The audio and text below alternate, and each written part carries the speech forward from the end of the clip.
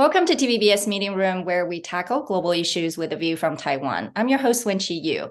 May is Asian American and Pacific Islander Heritage Month in the United States, and we have a few guests on the show who've been organizing the AAPI community in every corner of society.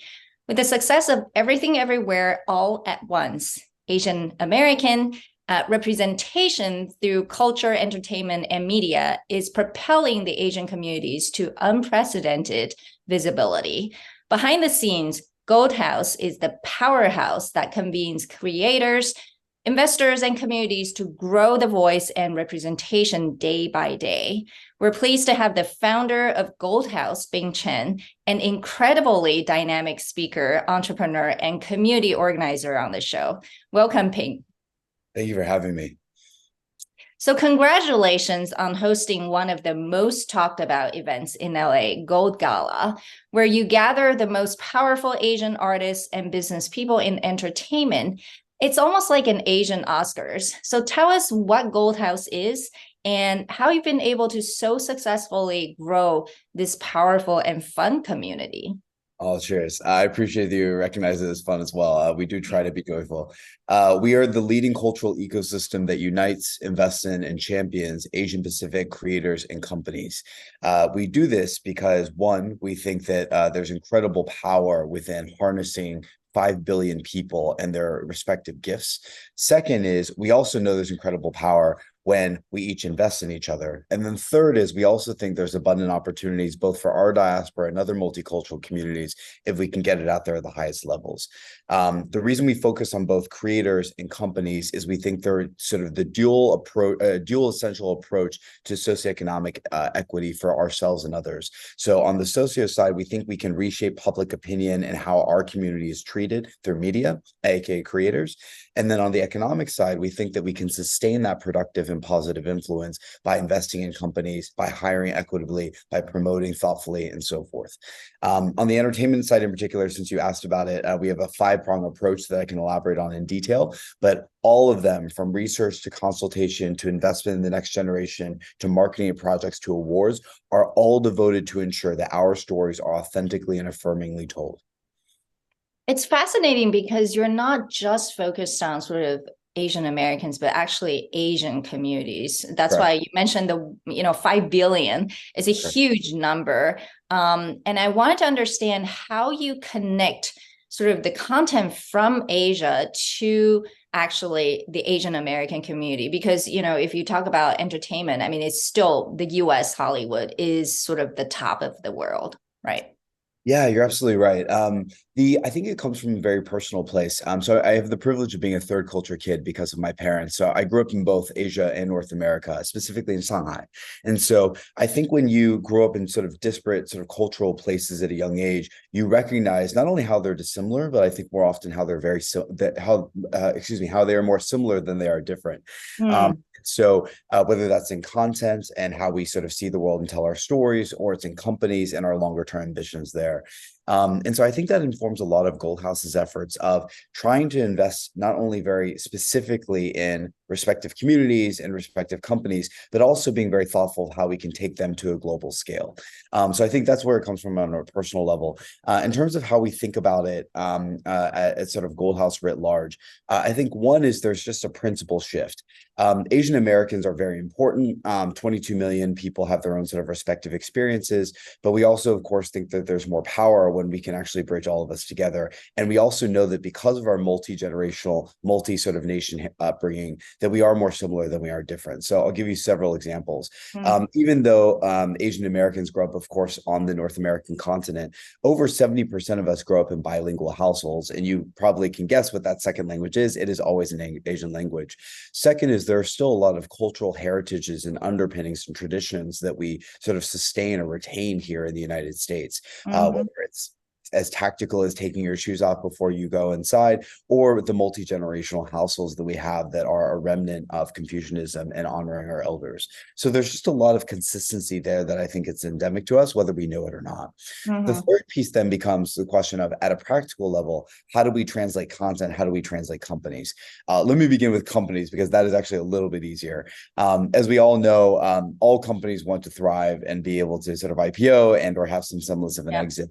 All investors want to make sure that we can invest in the next great unicorns. And so we're finding a lot of promise through our sort of venture and economic efforts, where we can invest in companies that look similar in different countries and or want to traverse the Pacific in productive ways to grow their bottom lines. On the content side, it's admittedly a little more challenging because there's just different cultural contexts.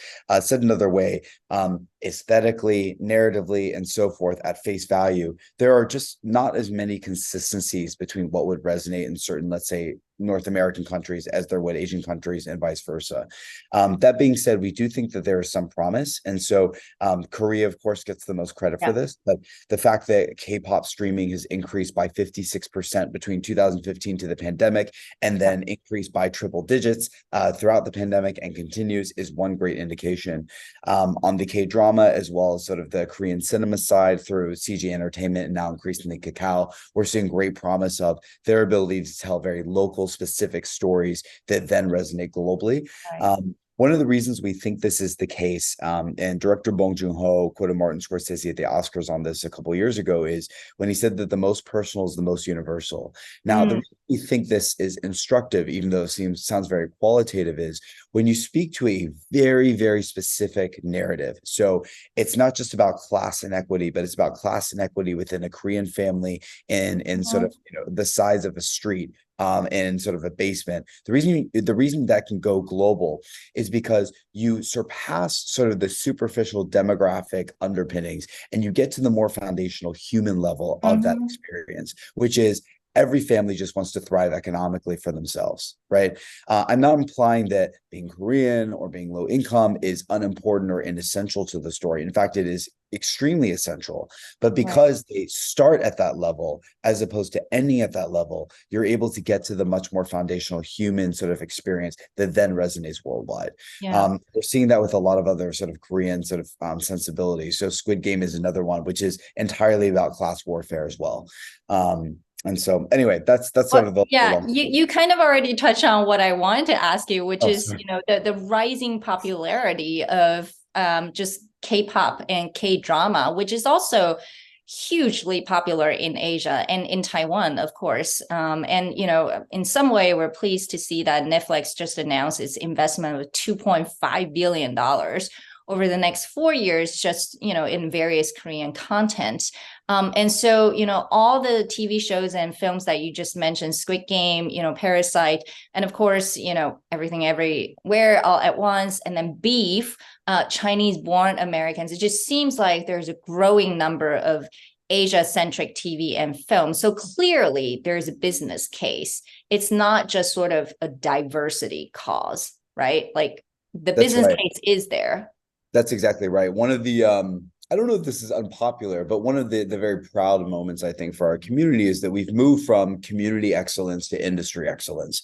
So there was a day when we had to sort of celebrate the first all-Asian cast in a film from a major studio, in the case of Crazy Rich Asians, the first non-English language film to win Best Picture at the Oscars that is of Asian descent. So all those firsts are great for the community, I think are essential to the movement. But we're now, especially because of Everything Everywhere, which is not only the most lucrative A24 film in history, but the most awarded film of all time, are now at a place where we are just the most creative, period. And if you look back at our sort of creative history, as well as our commercial history, this actually is not new. It just, I think, is new for the mainstream awareness. So for instance, the most lucrative creative franchise in history is actually Pokemon, which was created by a Japanese team, of course, right? More popular, more lucrative than Star Wars, more lucrative, popular than the Wizarding World, more lucrative, popular than even the Marvel Cinematic Universe, which is the most lucrative cinematic universe. If you look at companies, for instance, we've also led here, just to invoke another industry where we play, Asians are actually the least likely demographic to be promoted to management in traditional corporations, according to Business Review. And Asian women actually are the least likely, both to penetrate the C-suite as well as to get into boards, according to McKinsey. And yet, if you look at the companies that have IPO'd in the last 2 years, 42% have an Asian co-founder. And then 41% of the Forbes Midas list this past year that was released 2 weeks ago or 1 week ago are also Asian. So even though we're the least likely to be promoted management, for some reason, we're actually the strongest at founding and funding companies, in addition to be among the strongest and most creative people. And so I think I'm really proud of sort of the shift that, again, is not new, but I think in mainstream awareness is. Now, the next question, of course, becomes, how did we get here? One is, to your point on the Netflix investment, the accessibility, both in price as well as availability of broadband, as well as distribution platforms, has absolutely accelerated this. And platforms like Netflix, YouTube, and so forth absolutely get principal credit for this. I think secondly is the acculturation to translation as well as localization, which, Wendy, are very different things, right? I think has also accelerated the adoption of this creative. One of my favorite stats, for instance, from YouTube was that 60% of an uploader's audience actually came outside of that uploader's country. So if I'm so if I'm in Taiwan uploading a video to the world, 60% of my viewership on average actually comes from outside of Taiwan. Right. And it demonstrates not only the accessibility of that broadband sort of distribution service, but really the increasing adoption over the past 13 years of just different sensibilities that we may not see on sort of linear formats. And then the final piece, to your point, is just economic model. Unfortunately, this is undergoing a great reconciliation with the WGA strike right now, that indicates the economic model is actually not viable. Which is the writer's strike in Hollywood. Yeah. That's right. And so we do need to do better there with transforming traditional models to new models. But I am encouraged that there are other places within technology where there is increasingly a viable economic sort of sustainable living. So the best example, once again, is music, which is often a progenitor here. Spotify revenue has finally become very meaningful over the past few years for musicians, both independent and established. And I'm encouraged that we're going to find analogous models within the sort of narrative space. Yeah, you actually have said that, it's always been there. It's just now there's more mainstream awareness, right? Mainstream, obviously, the West or the US. And you grew up in Asia, so you must know that, Korea, Japan, Taiwan, Hong Kong, China, and even India, they all have very vibrant cultural industries. And so, you probably grew up, watching a lot of drama from Hong Kong, for example, or Japan or Korea. At least I did. So I think, what's changed is that, like you said, in addition to their own appeal within the Asia region, we're seeing much more sort of just distribution beyond borders, right? Like you said, because of the introduction of YouTube and other sort of internet tools. And so these are opportunities, but are you seeing challenges, for example, in this kind of a trend and content distribution? Yeah, absolutely. I would say, well, for every Squid Game, Everything Ever All at Once, there are infinitesimally more projects that are not able to sort of launch, localize, and so forth worldwide. And that's for a variety of reasons. I think the sobering thought there is not every project needs to be globally resonant. It doesn't even need to be multi-nation resonant. Sometimes just being able to resonate within one country is already more than enough. We see this with the booming Chinese film market, right? And so I think the market has to be big enough, right? I mean, yes, that's absolutely right. Yes, that's absolutely right. That's absolutely right. But that would be one is sort of how big does a project actually need to be? And then where it is big, is it, to your right point, is it big enough? I think the second challenge I think about is, and this is not specific to culture, this is specific to industry, is the economic model viable? And so the problem that we're seeing with the streaming platforms right now, as you know, is they typically like to pay everything up front. Now, the two challenges that implicitly invokes is, one, a lot of the residual payments. So as you know, in TV, when something was rebroadcast on another network, a lot of writers, actors, producers, and so forth would receive an additional payment known as a residual. That goes out the window with streaming platforms. What is the replacement for that would be question number one. The second challenge is, franchises or creative franchises, meaning multiple media formats like the Marvel Cinematic Universe, like Pokemon, like Star Wars, are the most lucrative creative properties. How do we enable more creators, particularly independent creators who are resource constrained, to produce those big franchises, not just have something more creatively liberating that's five sensory, but also something more sort of financially sustainable? So that would be the second question I have there. So that's the sort of, I think, larger second challenge. And then beyond that is specificity. So while everyone wants or I should say, while most creators want their creative to be seen at the highest levels by the most people, there also can be a compromise or a dilution in the cultural or creative specificity of it. And so the question, and we see this with the Asian American sort of film market, a lot of Asian Americans just want Asian American creative that is only for 22 million people, right? The question there is, what is the tension there between wanting to be globally resonant, but wanting to tell a very specific story? And so I think that's the third challenge that we've seen. The final one that I'd say that is probably the candidly most important is the dearth of multicultural executives. This is prominent within C-suites all the way to boards. There are still too few multicultural C-suite executives and board directors who are actually greenlighting projects, who are signing checks. And then within those ranks too, there's an immense pressure for when a non-Caucasian person rises in those positions to over-index in diverse hiring and promotion. And the unfortunate reality is a lot of those people can only hire inclusively and so forth. So many. They can't reverse, in some cases, a century worth of systemic biases. Right. And so we need to continue nurturing our sort of executives there to ensure that we can just greenlight more projects in a thoughtful way. Yeah, basically, we need more people who are in the position of decision making, which is also part of what you're doing, making it so powerful, which I really appreciate. The other, sort of elephant in the room haven't talked about is, the last, I would say, decade or two, right? We saw a lot of Hollywood studios kind of collaborating with Chinese investments. There's just a lot of investment coming into Hollywood, but that's become kind of an issue, right? Especially because of the geopolitical tensions. So, but in the meantime, there are a lot of people who are still, growing sort of this appetite for Asia-centric content. So what do you think is going to happen in terms of the investment, the money side of things, as well as just between Asia and the US, right? How do we break down the boundaries and the borders to make sure the content can be shared and stories can be shared? Yeah, I think I'll begin with a philosophical principle, and then I'll get to the practical three regions that all of our eyes are on, and all of our wallets are on, honestly, right now. At a philosophical level, I often bemoan that the majority of the world is run by a minority of people.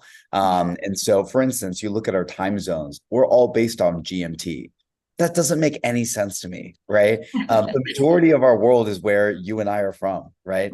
And so I'm really excited by the opportunities where we can just recenter the cultural meccas of the world, not to be for and by Asians only, but just to be more equitable and recentered. So adding a different perspective. Absolutely. Yes.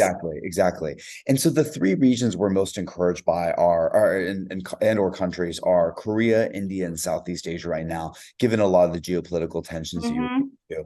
And I mean this from multiple perspectives. Number one is we're really encouraged by the intrinsic intra-country, agnostic of the West, power that these three areas are already sort of building. We know what Korea has done, and we've talked about that.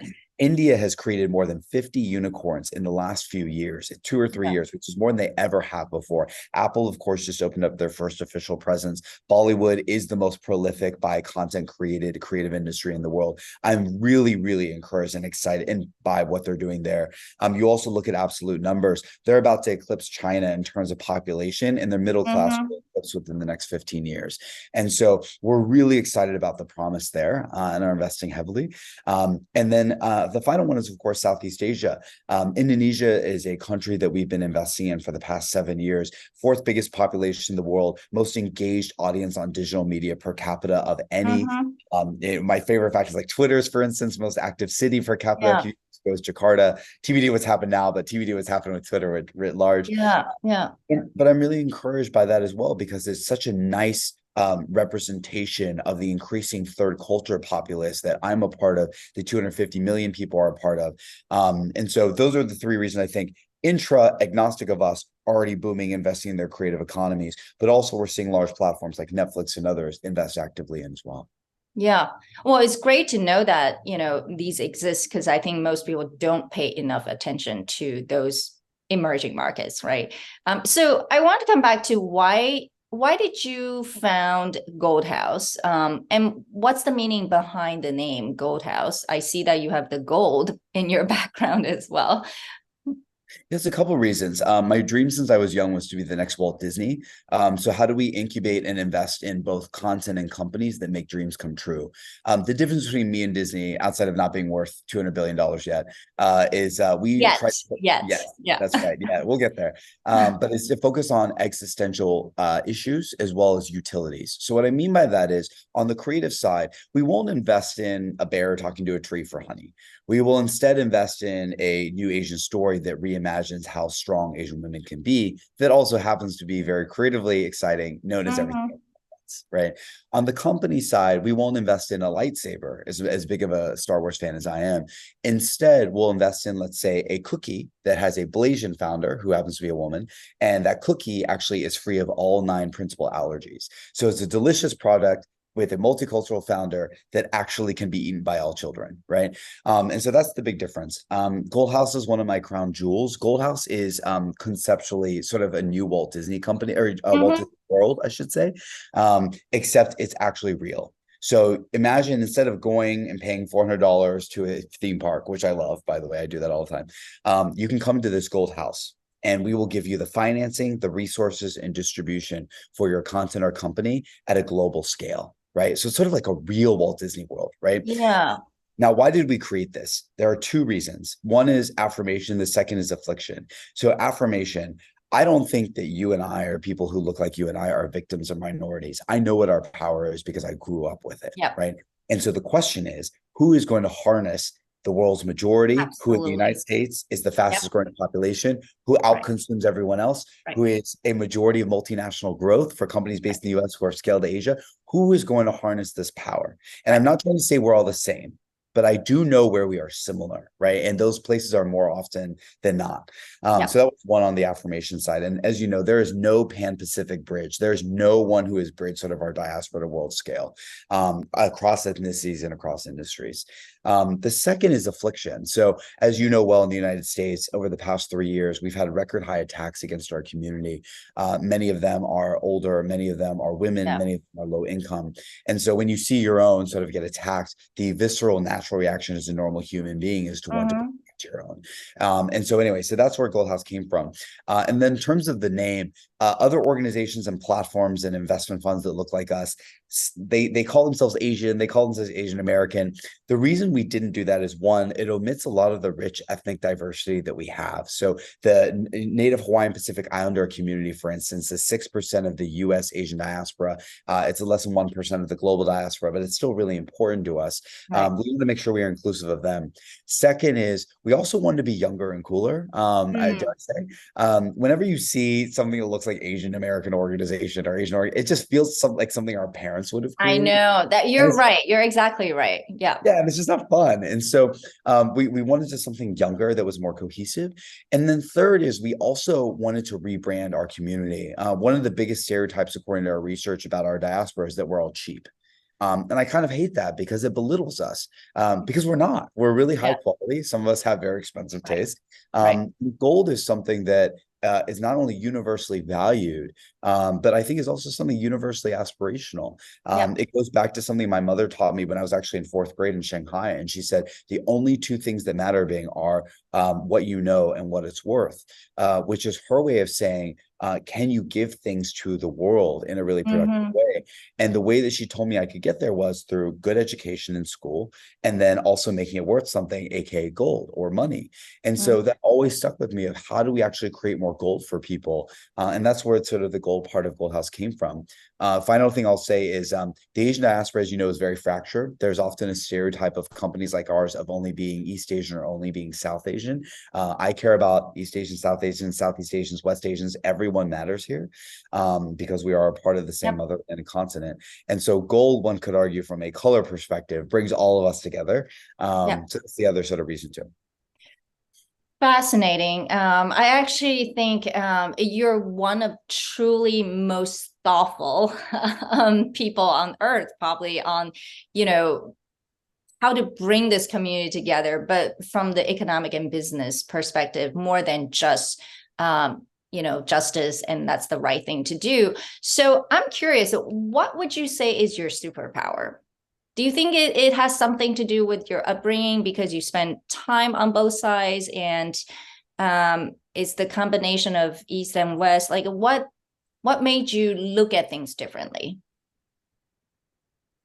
So as you know, we're both Asian, so I don't know that I can compliment myself. I think I have an allergic reaction to that, but I would say the two areas we've probably excelled are, I think being third culture has forced me to see how we are more similar than we are different. I think it's not only a skill that was honed by growing up in multiple continents and seeing their rich power, but also even in my last job at YouTube, where we had to support what became 300 million creative artists worldwide, whether they're individuals in Bangalore who are musicians, all the way to big media companies known as Disney and Burbank. And I realized at a very young age when I was 22 that actually all these creative entities want the same exact things. They just may talk about them in a very different way. So I'll give you an example. When a musician has an event, it's called a concert. When a comedian has an event, it's called a stand-up show. But they're both invariably the same thing. They both involve event venues, concessions, tickets, audiences, lights, world tours. They just, again, talk about them a little bit differently. And so I think that level of upbringing, that level of industry insight translates over to what we've done with the Asian diaspora so far, and what we'll hopefully continue to do with our motherland counterparts and partners. Just to double click on what you said earlier about why we focused on the economic viability of our community as opposed to just justice, which is also valid, but can't just be that. We actually learned from both Singapore and the UAE, where both of these countries, as you know, are only roughly 60 years old. So they're actually, one could argue, too young to have. And small in size. Yeah. And tiny, right? Like, I mean, you compare it to China, which is the biggest country in the world and centuries, if not millennia old, really. I mean, these are babies, right? And yet Singapore and the UAE are now the economic powerhouses of the APAC continent and region. And it's because they focused on economics over the past 15 years. And so we use that as a really instructive sort of guiding post for us of how can we just build gold together net new. So anyway, so I think that's one. How are we more similar than we are different? And everyone wants gold at some point conceptually. The second thing I would say is, how do I say this? I'm probably annoyingly relentless. The reason we always get what we want for the community is because we never stop. And I think that's really critical. I think we now at Gold House have 35 self-made billionaire members. It's several of the founders of the leading companies, Snap to Pinterest and so forth. And amazing. And if you ask all of them, and I'm not trying to belittle their incredible work, but you ask all of them what was different between what they did and what someone who maybe exited with $100 million or didn't exit at all, what's the difference between them? The answer is they just didn't stop. They will all tell you they're more or less the same. In many cases, they're not the smartest people in the room. And this is from their mouths, not mine, right? But the difference between those who are great and good in the world is just those who are persistent. And so I think that is the other distinction. We just do not stop. Well, so what are your next big ambitions other than being, the Walt Disney, but even maybe a modern version of that? Yeah, I think specifically Gold House at our Gold Gala just announced our phase 2 plan known as Gold Bridge. So there are 3 priorities here. Number one, cross-industry bridging. So having creatives invest in companies, having companies include creativity more in their own sort of, sort of marketing or whatever have you. So that'd be number one. Second is cross-cultural. I never want to build a world forum by Asians. I just want to harness our power because I think we are the most powerful. Exactly. For everyone. Yeah. Like, so, I mean, to pick on you, for instance, it is our responsibility to make sure that women are 50% of the C-suite and boards, period. Right. Because we now have power and we have a responsibility to wield that power. So even at Gold House, for instance, 50% of the companies we've invested in since the beginning are women co-founded. 50% of my leadership, actually, is women. And that's it's an essential priority. We are not our parents. And so that's the second priority of how do we wield our power for women, for other minority groups. I'll give you one more example. We announced the Latino equivalent of Gold House at Gold Gala last week with several Latino leaders. Oh, wow. Amazing. Yeah. Because if our two communities get together, we will now. I'm surprised something hasn't existed. I mean, I agree. I Yeah. agree. And they're the biggest as you know, the United States, they're the biggest Yeah, minority it's all by far. Latinos. Yes. That's right. That's right. They're nearly four times what our size, and have never gotten together. But imagine if South America, if Asia, North America could collaborate in productive ways. Imagine what we could do for recentering Mecca, for recentering economics and so forth. So anyways, that's number two. And then third is cross-continental bridging. We will launch an APAC within September during F1 week. Probably shouldn't have said that, but we are already actively partnering. That's a news, breaking news. Sorry, but we're actively partnering with several governments and sovereign families in a lot of the regions and countries that I alluded to earlier to co-invest and co-distribute content and companies across the Pacific. So that's Gold House's sort of phase two. At the holding company level, I've been actively working on my creative franchise. It will hopefully be the new Star Wars or Wizarding World. The difference is, outside of not being worth, in the case of Pokemon, $100 billion, or in the case of Star Wars, $40 billion yet. Outside of that, it's also very grounded. So it's a very real franchise. It centers on, or is led by Asians, I should say, in our sensibilities, but is not specifically for Asians. And the Gold House is obviously in it. It cross-pollinates very nicely, but I hope for that to go out early next year. So those are the next two.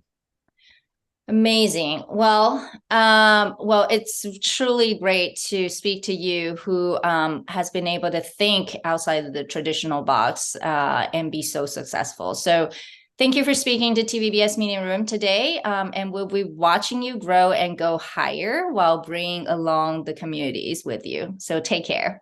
Oh, serious. Thanks for having me.